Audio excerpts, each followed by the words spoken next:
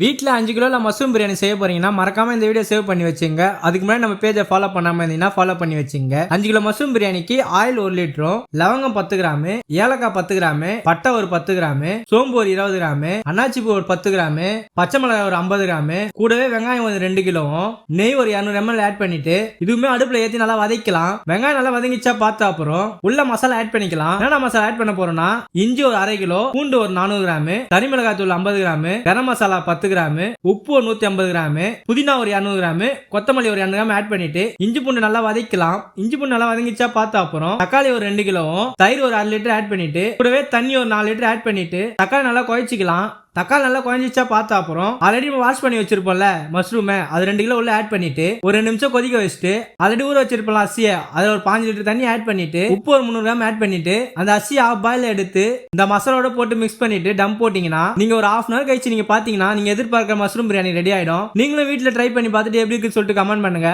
அடுத்து என்ன வீடியோ வேணும்னு சொல்லிட்டு கமெண்ட் பண்ணுங்க. இது வரைக்கும் நம்ம பேஜை ஃபாலோ பண்ணாம இருந்தீங்கன்னா ஃபாலோ பண்ணி வச்சுங்க. அடுத்த ஒரு நல்ல வீடியோவில் சந்திக்கலாம். Ta-ta bye by.